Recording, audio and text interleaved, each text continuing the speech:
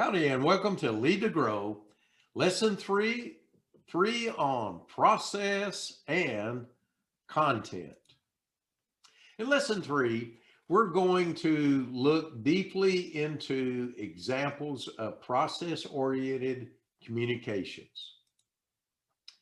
Just as process-oriented approach can radically boost your results and team cohesion, this same approach can work wonders in your communication skills. Anyone can improve his or her leadership by understanding the following truth. How something is said is often more important than what is said. When it comes to leadership, communication matters. How do you communicate and interact with people on a day-to-day basis? If you haven't given that much thought, I challenge you to pay close attention to your conversations today.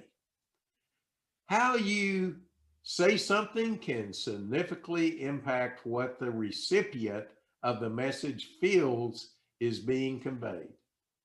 Our physical actions and tone of voice can reinforce or contradict the message in the words we are saying. When the way that something is said, which is process, conveys a different meaning than the actual words, which is content, the interpretation triggered by the process will prevail. For example, when two old friends meet after many years of separation, one might say, "George, you old dog." The words themselves may be negative, but if they can be spoken with a ring in the voice and a smile, George will have no doubt that his friend is delighted to see him. The way things are said often overrides the meaning of the words themselves with even if with a sarcastic comment as well. A negative pitch of a voice has the power to dominate positive words. Leadership, communication truth is if the way we say something is out of alignment with what we are saying, the way we say it will always dominate the communication. Your English teacher always said to punctuation was important. And as with punctuation, just changing what you say by using a pause, an auditory comment, can make a big difference in meaning too. For example, let's eat grandma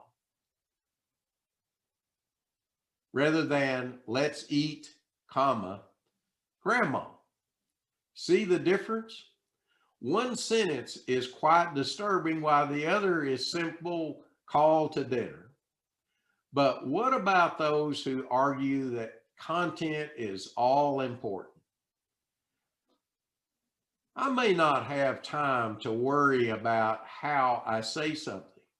The content-oriented leader would point out, it's much faster to be brief and concise and get on with the work at hand.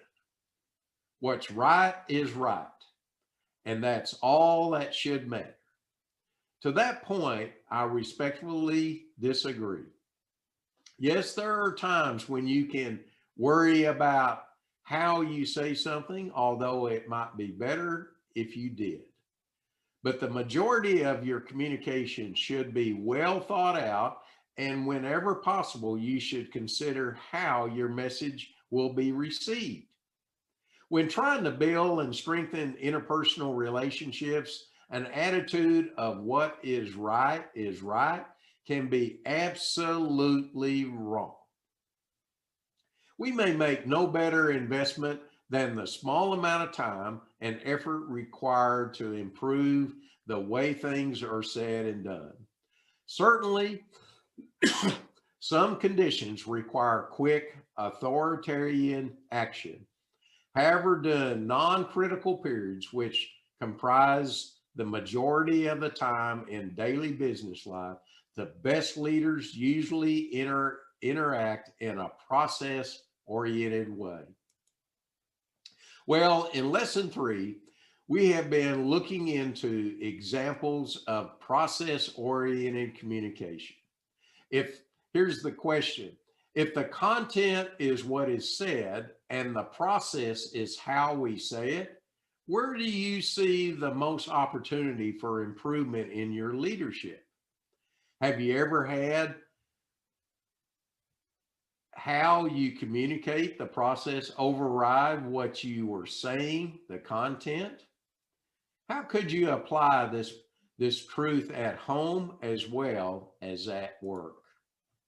Well, in this lesson 3 on process and content, write down 1 or 2 action items that you would like to improve on today. And this concludes Lead to Grow lesson 3 on process and content.